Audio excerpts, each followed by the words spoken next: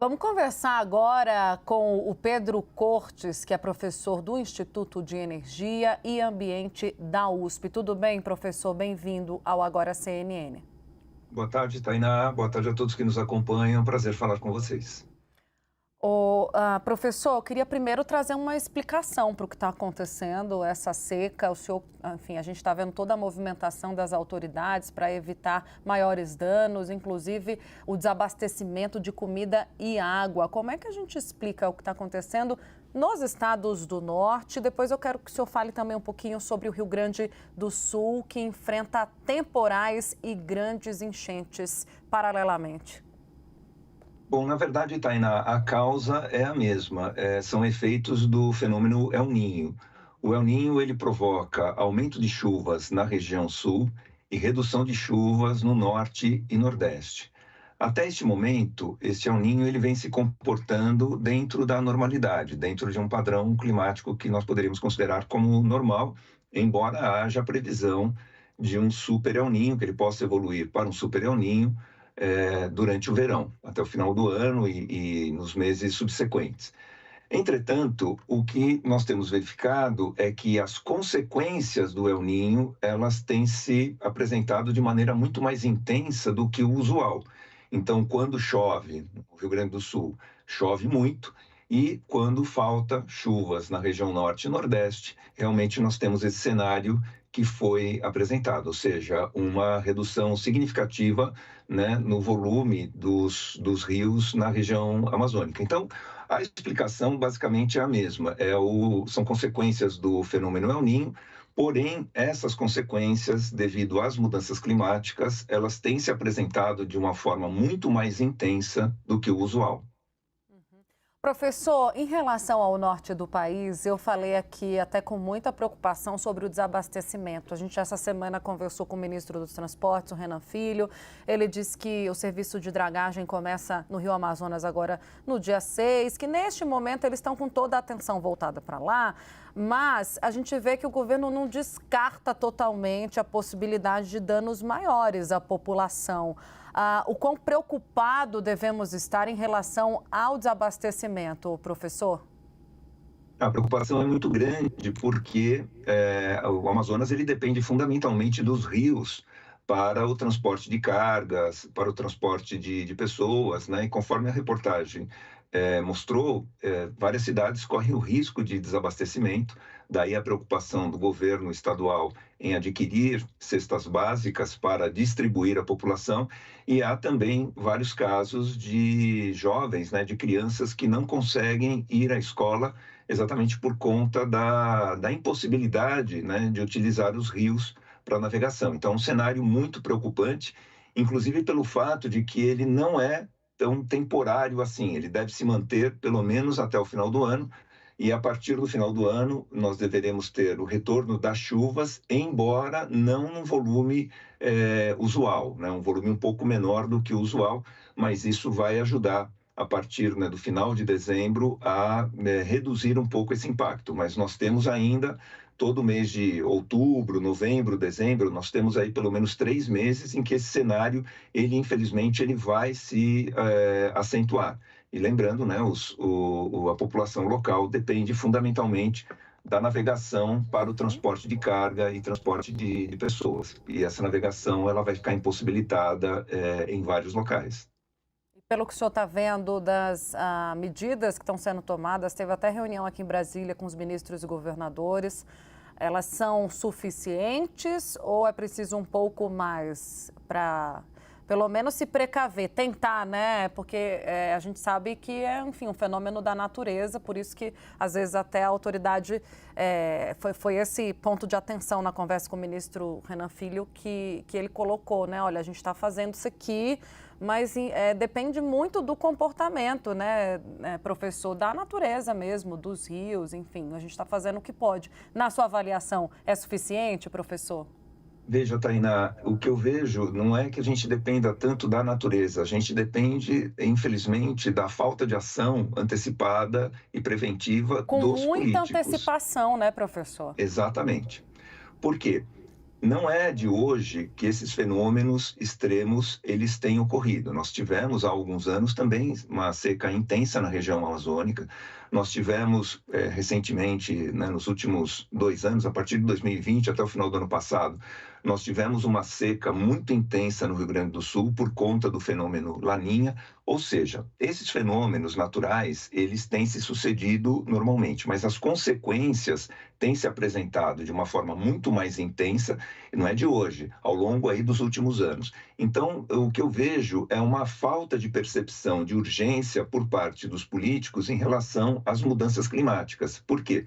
Nós não conseguimos controlar o que a natureza vai fazer, mas nós temos condições de nos antecipar e preparar a população para que ela não sofra tanto esse impacto. Eu vejo, por exemplo, uma das medidas é flexibilização da perfuração de poços artesianos, né, para captação de água. Um poço artesiano, ele não é perfurado rapidamente, ele pode demorar, por exemplo, um mês e meio, dependendo das condições locais, e isso depende, inclusive, do transporte de equipamentos pesados, transporte esse bastante dificultado agora pela baixa no nível dos rios. Então, algumas dessas medidas, elas só vão surtir efeito ao longo, né, dos próximos meses e não imediatamente. É claro que a distribuição de cesta básica ela é fundamental, ela é necessária e pode ser feito, né, imagino eu, com auxílio do Exército, que tem uma presença muito significativa na região amazônica, inclusive uma tradição grande, né, de auxílio às populações locais, tendo em vista aí que a gente não vai conseguir utilizar os rios para fazer essa distribuição. Isso é um auxílio importante, mas outras medidas que poderiam ter sido tomadas com antecedência, elas não foram. Então, o que a gente, infelizmente, tem verificado, não só em relação à seca da Amazônia, mas também a esse volume extremo, né, muito expressivo de chuvas na região sul, é que nós temos, por parte do governo, né, dos governos estaduais, uma ação reativa aos grandes eventos e não uma ação preventiva, embora, né, a natureza já tenha dado mostras de que esses eventos eles têm se manifestado muito mais intensamente do que o usual, e as previsões climáticas elas estão disponíveis, né? Nós já sabíamos que iríamos enfrentar um El Niño já há muitos meses, mas infelizmente o que nós vemos é uma falta de cultura de prevenção. Agora, é interessante, eu gostaria de ouvi-lo, professor, interessante e assustador, né? Que a gente tem um governo que se diz muito comprometido com a questão ambiental e que leva essa mensagem ao exterior. Mas quando a gente traz para dentro de casa, o que a gente está vendo é isso, uma falta de planejamento. E para trazer só um assunto que chamou bastante a atenção, e que gerou muitos questionamentos justamente pela defesa que o governo faz do meio ambiente para fora, é a exploração do petróleo na foz do rio Amazonas, né? A gente viu a gente está ainda assistindo a um empurra daqui e dali para tentar, enfim, Marina Silva, ministra do Meio Ambiente, resistindo, mas de outro lado uma corrente muito forte dentro do governo tentando avançar nesse assunto. Como é que o senhor percebe essa contrariedade de posições e o quanto que isso atrapalha o que o senhor está colocando como um foco de atenção, que é o planejamento para que situações assim como a gente está tratando aqui, de seca, de chuvas em excesso, não continuem acontecendo ano após ano?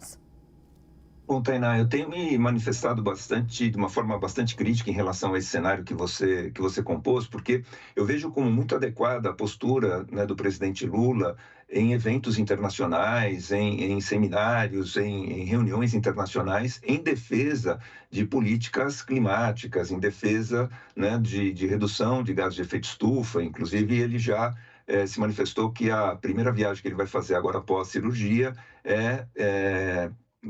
para o Catar para participar da COP. Entretanto, o que eu vejo aqui, né, internamente, é uma falta de envolvimento maior do governo em relação às questões ambientais. A impressão que eu tenho é o seguinte: olha, vamos deixar o Congresso decidir isso, eu não quero me envolver diretamente, porque são forças muito antagônicas, tem muita gente defendendo o meio ambiente, mas também tem uma frente que não vai nesse sentido no Congresso, e eu preciso compor com o Centrão, então não vou me envolver com isso. Sobretudo a bancada ruralista, com 374 deputados. Exatamente. E o que a gente acaba verificando é que, muitas vezes, a ministra Marina, ela se vê sozinha na defesa de pautas ambientais que o governo defende no exterior. Então, nós temos uma espécie de dissonância de discurso, né? Na tentativa dele compor uma base parlamentar mais sólida, ele evita, né, se envolver em determinadas questões e essa da exploração do petróleo na faixa equatorial é uma delas, né? O presidente Lula ele evita tomar um partido, embora ele já tenha declarado que ele gostaria que essa exploração acontecesse.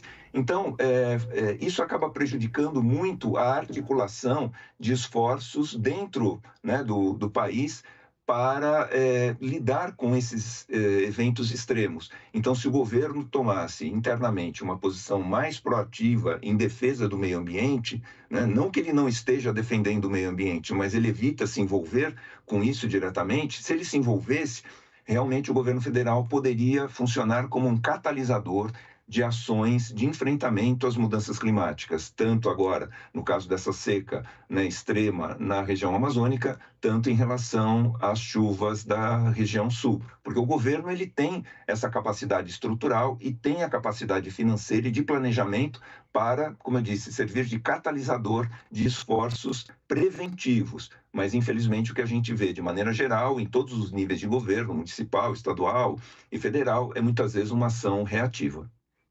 Excelente. Obrigada, professor Pedro Cortez, ele que é do Instituto de Energia e Ambiente da USP, conversando com a gente neste sábado sobre as reações climáticas pelo país. Obrigada. Até uma próxima, professor. Eu que agradeço, Tainá, é sempre um prazer colaborar com vocês.